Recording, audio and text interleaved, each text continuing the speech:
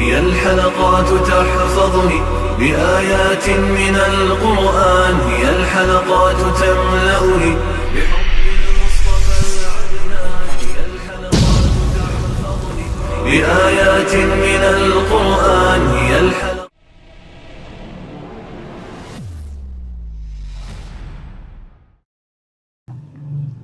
سورۃ البقرہ آیت نمبر 122. اعوذ باللہ من الشیطان الرجیم، بسم اللہ الرحمن الرحیم. یا بنی اسرائیل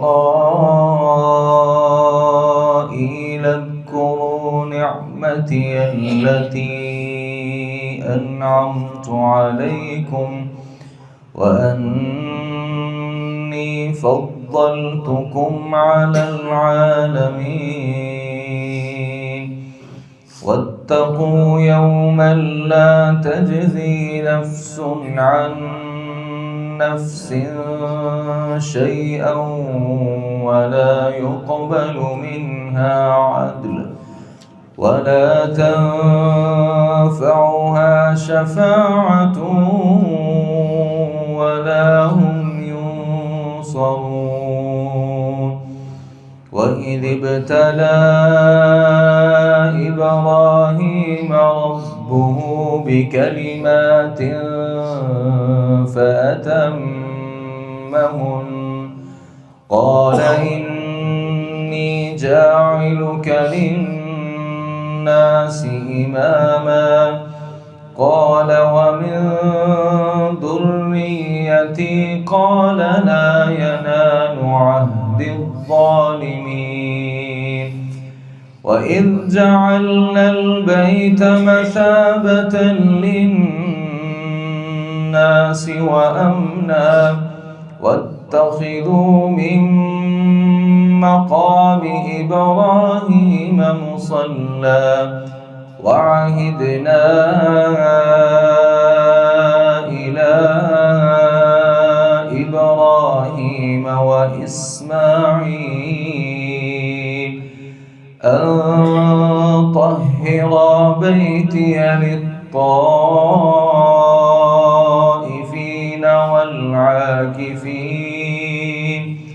والعاكفين والركع السجود.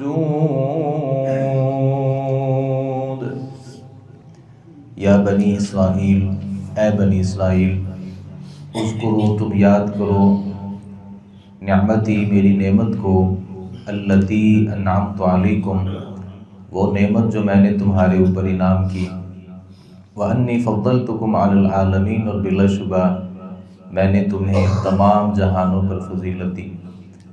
واتقوا، ڈرو، یوماً، اس دن سے، لا تجزی نفس عن نفس شیئا، نہیں کام آئے گی کوئی جان کسی جان کے کچھ بھی، ولا یقبل منہا عدل، اور نہ ہی قبول کیا جائے گا اس سے کوئی بدلہ، ولا تنفعها شفاعت، اور نہ اسے کوئی سفارش کوئی نفع دے گی، ولا هم ينصرون، اور نہ ہی وہ مدد کیے جائیں گے. وَإِذِ ابْتَلَىٰ، اور جب آزمائش کی ابراہیم علیہ السلام کی، ربہ، اس کے رب نے، بکلمات، چند باتوں کے ساتھ، فَأَتَمَّهُنَّ، تو اس نے انہیں پورا کر دیا. قَالَ، کہا، انی جاعلک للناس اماما، بلا شبہ میں تمہیں لوگوں کے لیے امام بنانے والا ہوں. قال، تو ابراہیم نے کہا، ومن ذریتی، اور میری اولاد سے بھی. قال، اللہ تعالیٰ نے کہا، لا ینال عہد الظالمین، میرا وعدہ ظالموں کو نہیں پہنچتا. وَإِذْ جَعَلْنَا الْبَيْتَ مَثَابَةً لِلنَّاسِ، اور جب ہم نے اس گھر کو لوگوں کے لیے لوٹ کر آنے کی جگہ بنا دیا، وَأَمْنًا، اور امن کا ذریعہ بنا دیا. وَاتَّخِذُوا، اور تم بناؤ مقام ابراہیم کو مصلی، نماز پڑھنے کی جگہ. وعہدنا، اور ہم نے وعدہ لیا ابراہیم سے، اسماعیل علیہ السلام سے، ان طہرا، کہ دونوں صاف رکھیں، بیتیہ میرے گھر کو، للطائفین طواف کرنے والوں کے لیے، والعاکفین اعتکاف کرنے والوں کے لیے، والرکع السجود اور رکوع کرنے والوں اور سجدہ کرنے والوں کے لیے۔ اللہ تعالیٰ نے سورۃ البقرہ کی ابتدائی آیات میں بنی اسرائیل کا بڑی تفصیل کے ساتھ تذکرہ کیا۔ بنی اسرائیل کی اوپر جو اللہ کی نعمتیں تھیں اور بنی اسرائیل کی جو نافرمانیاں تھیں، تقریباً 10 رکوع میں 84 آیات بنتی ہیں، جس میں اللہ تعالیٰ نے بنی اسرائیل کی خوبیوں اور خامیوں اور نافرمانیوں کا تذکرہ کیا، اور ساتھ ہی جو اللہ نے ان کے اوپر عذابات مسلط کیے تھے ان کو بھی تفصیل کے ساتھ بیان کیا۔ جہاں ہم نے شروع کیا یہ آخری آیت مبارکہ ہے۔ اللہ تعالیٰ نے پھر یہاں سے بنی اسرائیل کو کہا کہ یاد کرو میری نعمت کو جو میں نے تمہارے اوپر کی تھی، اور تمہیں تمام کے تمام جہانوں پر میں نے بہت بڑی فضیلت کے ساتھ نوازا تھا۔ اور اس دن سے ڈرو جس دن کوئی کسی کے کام نہیں آئے گا اور کسی سے کوئی بدلہ نہیں قبول کیا جائے گا اور کسی کی سفارش نہیں قبول کی جائے گی۔ تو یہ نصیحت اللہ رب العالمین نے آپ یوں سمجھیں کہ آخری نصیحتیں بنی اسرائیل کو کی، اور ساتھ ان کو کہا کہ اس کے بعد اختتام ہے۔ اور یقیناً ایسا ہی ہوا کہ لوگوں نے اللہ رب العالمین کی باتوں کو پھر بھی تسلیم نہیں کیا، تو اللہ تعالیٰ نے جو نبوت ہے یہ یعقوب علیہ السلام سے، بنو یعقوب سے نکال کر اللہ تعالیٰ نے یہ نبوت اور رسالت کا جو سلسلہ ہے یہ بنو اسماعیل میں رکھ دیا۔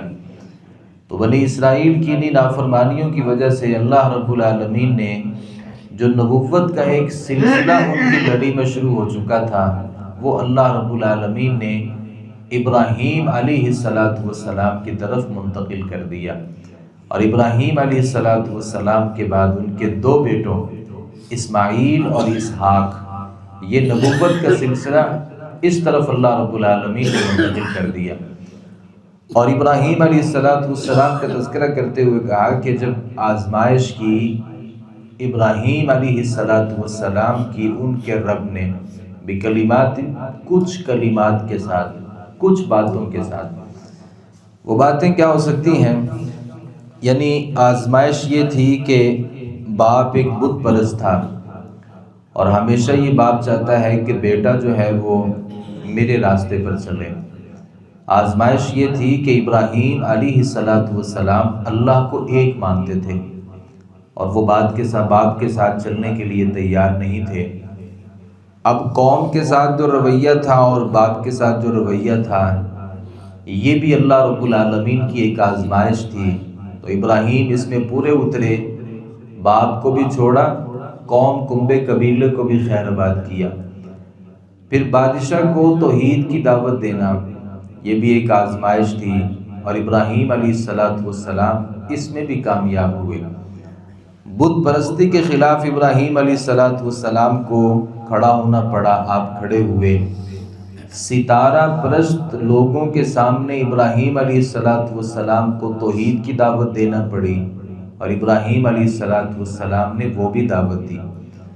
لوگوں نے ابراہیم علیہ السلام کے خلاف ایک مکر، ایک تدبیر، ایک چال چلی اور انہیں آگ میں پھینکنے کی کوشش کی، تو اللہ رب العالمین نے اس کوشش میں بھی ابراہیم علیہ السلام کو کامیاب کیا۔ اور لوگوں سے جو باتیں، جو تکلیفیں، جو آفات اور جو مشکلات ملیں ان کے اوپر ابراہیم علیہ السلام نے پھر صبر بھی کیا۔ پھر اپنے اس علاقے کو چھوڑنا پڑا تو ابراہیم علیہ السلام نے اس علاقے کو بھی چھوڑا۔ راستے میں سفر ہجرت میں جو بادشاہ کے ساتھ ایک معاملہ پیش آیا، ابراہیم علیہ السلام وہاں پر بھی پورے اترے۔ اللہ سے بڑھاپے میں جا کر کے بیٹا مانگا، اللہ نے بیٹا دیا۔ دوڑ دھوپ کی عمر کو پہنچا تو اللہ نے اسی کی گردن پہ چھری چلانے کا کہہ دیا۔ ابراہیم علیہ السلام اس پر بھی پورا اترے۔ یہیں پر بس نہیں، وہ بچہ تھوڑا سا بڑا ہوا تو اللہ رب العالمین نے کہا کہ بے آب و گیا ویران سنسان جگہ پر جا کر کے اپنے اس بیٹے کو چھوڑ دیجئے۔ تو ابراہیم علیہ السلام اس پر بھی آمادہ ہو گئے۔ پھر یہیں پر بس نہیں، اللہ رب العالمین نے ابراہیم کو اپنے بیٹے اسماعیل کے ساتھ مل کر کے کعبۃ اللہ کی تعمیر کا حکم دیا۔ تو ابراہیم علیہ السلام یہاں پر بھی پورے اترے۔ تو یہ اللہ رب العالمین کے ابراہیم علیہ السلام کے حق میں ایک بہت بڑی گواہی ہے کہ ہم نے ابراہیم کی آزمائش کی اور ابراہیم علیہ السلام ان آزمائشوں میں پورا اترے۔ تو نتیجہ پھر کیا نکلا کہ اللہ رب العالمین نے ابراہیم علیہ السلام سے کہا کہ انی جاعلک للناس اماما، اب میں نے تمہیں لوگوں کا امام بنانا ہے۔ تو یہ جو امامت کا منصب ہے، لوگوں کی امامت کا جو منصب ہے، یہ آزمائشیں ہیں اس کے پیچھے مشکلات ہیں، اس کے پیچھے بہت بڑی تکالیف ہیں۔ ان تکلیفوں سے گزرنا پڑتا ہے، ان پریشانیوں سے گزرنا پڑتا ہے، پھر اللہ رب العالمین کسی آدمی کو کسی قوم کا امام منتخب کرتا ہے۔ اور امامت کا جو منصب ہے یہ انبیاء علیہ السلام کا ایک خاص منصب ہے، جس کے لیے اللہ رب العالمین نے انہیں دنیا میں بھیجا تھا۔ تو ابراہیم نے اللہ رب العالمین سے کہا، اللہ یہ جو امامت کا منصب ہے، یعنی لوگوں کا بڑا امام اور پیشوا بننا، کیا میری اولاد بھی ایسے ہی ہوگی؟ تو اللہ رب العالمین نے یہاں پہ ایک اصول ذکر کر دیا۔ اصول یہ ہے کہ لا ینال عہد الظالمین، اگر تیری اولاد میں سے کوئی نافرمان ہوا تو میرا وعدہ اس تک نہیں پہنچے گا۔ تو اس کا مطلب یہ ہے کہ ابراہیم علیہ السلام کی یہ دعا اللہ نے قبول کر لی، یعنی ابراہیم کو بھی نبی بنا دیا، اور ابراہیم علیہ السلام کی اولاد میں ہر اس شخص کو اللہ رب العالمین نے نبی بنا دیا جو اس نبوت کا اہل تھا۔ البتہ جو اہل نہیں تھا، اللہ رب العالمین نے کہا کہ میرا وعدہ ظالموں تک نہیں پہنچتا، یعنی ظالم جو بندہ ہوگا تیری اولاد میں سے، میں اسے نبوت سے سرفراز نہیں کروں گا۔ اور ابراہیم علیہ السلام کی اولاد میں، بنو اسماعیل میں، بنو اسحاق میں، بلکہ بنو اسحاق میں اللہ رب العالمین نے بے شمار انبیاء علیہ السلام کو بھیجا۔ اس آیت مبارکہ میں یہودیوں کے لیے ایک پیغام ہے۔ جو یہودی یہ کہتے تھے نا کہ ہم یعقوب علیہ السلام کی اولاد ہیں اور ہم اللہ کے بڑے چہیتے ہیں اور بڑے لاڈلے ہیں، ہم ابراہیم علیہ السلام کی آل اولاد میں سے ہیں۔ آج بھی یہودی یہی کہتے ہیں کہ ہم ابراہیمی ہیں کیونکہ ابراہیم ہمارے باپ تھے، یا وہ یہ کہتے ہیں کہ اسحاق ہمارے باپ تھے، ابراہیم ہمارے دادا ہیں، تو ہم اللہ کے بڑے چہیتے اور لاڈلے ہیں۔ تو اللہ رب العالمین نے یہاں پہ کیا ذکر کیا کہ اگر تیری اولاد میں سے کوئی نافرمان ظالم ہوا، میرا وعدہ اس تک نہیں ہے۔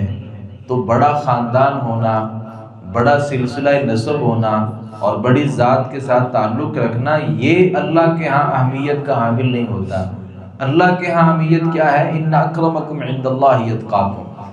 آپ ابراہیم کی اولاد میں سے ہیں، اسحاق کی اولاد میں سے ہیں، یعقوب علیہ السلام کی اولاد میں سے ہیں، یہاں تک کہ آپ سید ہیں، آپ ہاشمی ہیں، آپ قریشی ہیں، آپ کسی بھی ذات سے تعلق رکھتے ہیں، بحیثیت انسان آپ کا احترام ہے، لیکن اللہ رب العالمین کے ہاں جو آپ کا اکرام ہے، جو احترام ہے، جو عزت ہے، وہ آپ کے دل میں موجود تقویٰ کی وجہ سے ہے۔ اللہ تعالیٰ نے کہا کہ ظالم ہوگا تو میرا وعدہ اس تک نہیں پہنچے گا، اور یقیناً ابراہیم علیہ السلام کی اللہ نے اس دعا کو کسی حد تک قبول کر لیا۔ وَإِذْ جَعَلْنَا الْبَيْتَ مَثَابَةً لِلنَّاسِ، اللہ تعالیٰ فرماتے ہیں جب ہم نے اس گھر کو لوگوں کے لیے بنا دیا، مثابتاً لوٹ کر آنے کی جگہ۔ اللہ نے کعبۃ اللہ کو صرف اپنا گھر نہیں بنایا بلکہ اس کی محبت کو لوگوں کے دلوں میں ڈالا۔ مثابت کہتے ہیں کسی جگہ پہ جانا پھر دوبارہ اس جگہ پہ واپس آنا۔ اس کا مطلب کیا ہوگا کہ اللہ نے لوگوں کے دلوں میں اس گھر کی ایسی محبت رکھی ہے کہ جو وہاں جاتا ہے وہ دوبارہ بھی وہاں جانے کی رغبت رکھتا ہے۔ میں نے دنیا میں یعنی جتنی وہ میری زندگی ہے میں نے کبھی نہیں دیکھا کہ کوئی آدمی کعبۃ اللہ کا طواف کرتا ہو اور ایک وقت آئے کہ وہ اس جگہ سے اکتاہٹ کا شکار ہو جائے اور وہ کہے کہ میں دوبارہ نہیں وہاں پہ جانا چاہتا، بلکہ ہم نے ہمیشہ ہی ایسے ہی لوگ دیکھے ہیں جو کہتے ہیں کہ ایک دفعہ دیکھ لی اب دوبارہ دیکھنے کا دل کرتا ہے۔ تو اللہ نے بھی اسی بات کا تذکرہ کیا، یہ مثابۃ للناس، لوگوں کے لیے بار بار لوٹ کر آنے کی ہم نے وہ جگہ بنا دی، اور وہ امن کا ذریعہ بھی بنا دیا، یعنی وہ اس قدر باعث امن جگہ ہے کہ جاہلیت میں لوگ اپنے باپ کے قاتل کو بھی اگر حرم میں دیکھ لیا کرتے تھے تو قتل نہیں کرتے تھے، اپنے باپ کے قاتل کو حرم کا طواف کرتے ہوئے دیکھتے قتل نہیں کرتے تھے۔ اللہ نے ان کے دلوں میں بھی اس جگہ کا احترام رکھ دیا تھا۔ مسلمان تو احترام کرتے ہی ہیں، اور اس جگہ کا احترام یہ ہے کہ وہاں آپ کسی درخت کو نہیں کاٹ سکتے، آپ کسی جانور کو شکار نہیں کر سکتے، وہاں پہ آپ کسی کو وہاں پہ قتل نہیں کر سکتے، اور کسی کے ساتھ لڑائی جھگڑا نہیں کر سکتے۔ اس سے بڑھ کر امن کیا ہو سکتا ہے؟ تو اللہ رب العالمین فرماتے ہیں ہم نے اسے لوگوں کے لیے واپس پلٹنے کی جگہ بھی بنایا اور اسے باعث امن بھی بنا دیا۔ اور ابراہیم علیہ السلام سے کہا وَاتَّخِذُوا مِن مَقَامِ إِبْرَاهِيمَ مُصَلًّى، لوگوں سے کہہ دیا کہ مقام ابراہیم کو آپ نے مصلی بنا لینا ہے۔ اب یہ مقام ابراہیم کیا ہے؟ دو اس میں باتیں ہیں۔ ایک تفسیر جو بڑی معروف تفسیر ہے، یہ وہی پتھر ہے جس کے اوپر ابراہیم علیہ السلام کھڑے ہو کر کے کعبۃ اللہ کی تعمیر فرما رہے تھے۔ روایات میں آتا ہے کہ یہ پتھر سیڑھی کا کام بھی دیتا تھا، اس کے اوپر پاؤں رکھتے اور یہ اونچا ہو جاتا، پھر اور اونچا ہو جاتا، اور اسے چاہتے یہ نیچے ہو جاتا۔ تو یہ وہی پتھر ہے جہاں پہ ابراہیم علیہ السلام نے اپنے پاؤں رکھے اور کعبۃ اللہ کی تعمیر فرمائی۔ آج بھی وہ پتھر موجود ہے اور اسے شیشے میں وہ بند کر دیا گیا ہے، لوگ اس کو اور کعبۃ اللہ کو سامنے رکھ کر کے نماز پڑھتے ہیں۔ ایک اس کی تفسیر یہ ہے، اور صحیح بخاری میں بھی ایک روایت موجود ہے کہ نبی اکرم صلی اللہ علیہ وسلم نے جب یہ آیت مبارکہ اتری، مقام ابراہیم کو اپنے اور بیت اللہ کے درمیان میں رکھا اور آپ نے 2 رکعتیں نماز پڑھی۔ اور یہ جناب عمر ابن الخطاب رضی اللہ عنہ کی ایک رائے تھی کہ یہاں ہم اس کو سامنے رکھ کر کے نماز پڑھیں گے، تو اللہ رب العالمین نے ان کی رائے پہ یہ قرآن مجید کی آیت مبارکہ نازل فرمائی، اور یہ دین کا ایک حصہ بن گیا۔ حضرت عمر رضی اللہ عنہ کی 18 رائے ایسی تھیں جن میں اللہ رب العالمین کی موافقت ہوئی، یعنی 18 مسئلے ایسے ہیں دین میں جو عمر رضی اللہ عنہ کی وجہ سے اللہ رب العالمین نے انہیں مسلمانوں کے اوپر فرض کیا۔ ایک تفسیر یہ۔ دوسری تفسیر یہ ہے مقام ابراہیم سے مراد حج کی جتنی بھی جگہ ہیں وہ ساری مقام ابراہیم ہیں، یعنی آپ کہہ سکتے ہیں کہ جو عرفات ہے یہ بھی مقام ابراہیم ہے، اور اسی طریقے سے جو حرم ہے یہ بھی مقام ابراہیم ہے۔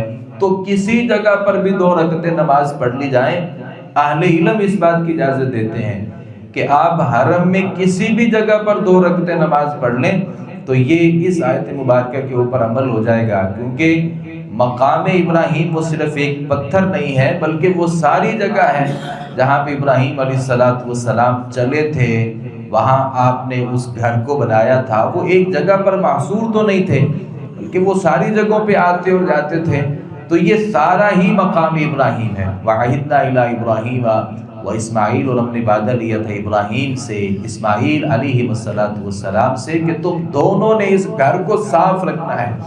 تو اللہ کے گھر کو صاف رکھنے کی بہت زیادہ اہمیت ہے، نجاستوں سے، گندگی سے، اور یہاں جو طہارت ہے وہ طہارت نہیں، گندگی نہیں، بلکہ شرک کی غلاظت سے، اور ابراہیم علیہ السلام نے اس کے اوپر عمل کیا۔ یہاں پر جو بت پرستی اور وہاں پہ جو شرک کی صورتیں تھیں وہ تمام کی تمام صورتوں کو ختم کیا، ظاہری طور پر بھی مسجد کو پاک رکھنا ضروری ہے اور باطنی طور پر بھی مسجد کی تطہیر بہت زیادہ ضروری ہے۔ نہ مسجد میں شور و غل کیا جا سکتا ہے، نہ مسجد میں اونچی آواز سے گفتگو کی جا سکتی ہے۔ حضرت عمر رضی اللہ عنہ نے 2 لوگوں کو دیکھا جو مسجد میں اونچی آواز سے باتیں کر رہے تھے۔ کہا کہاں سے آئے ہو؟ طائف سے آئے ہیں۔ کہا اگر تم مدینے کے ہوتے اور میں تمہیں سزا دیتا کہ تم نبی کی مسجد میں اونچی آواز سے کیسے باتیں کر سکتے ہو، تو اللہ کے گھر میں اونچی آواز سے بولنا بھی جائز نہیں ہے۔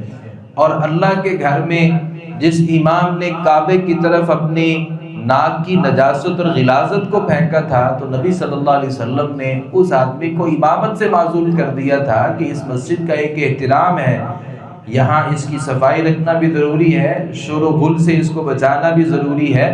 اور جس صحابی نے فبال فی طائفۃ المسجد، مسجد کے کنارے میں کھڑے ہو کے پیشاب کر دیا تھا، تو نبی اکرم صلی اللہ علیہ وسلم نے اس کی تطہیر بھی فرمائی اور اس کو صاف کیا۔ تو مسجد کی جو صفائی ہے یہ اللہ رب العالمین نے انبیاء کی ذمہ داری لگائی، اور یہ صاف رکھنا ہے طواف کرنے والوں کے لیے، اعتکاف کرنے والوں کے لیے، اور رکوع اور سجدہ کرنے والوں کے لیے۔ اللہ تعالیٰ سے دعا ہے صحیح معنوں میں قرآن مجید کو سمجھنے اور اس پر عمل ہونے کی توفیق عطا فرمائے۔ وما علینا الا البلاغ المبین۔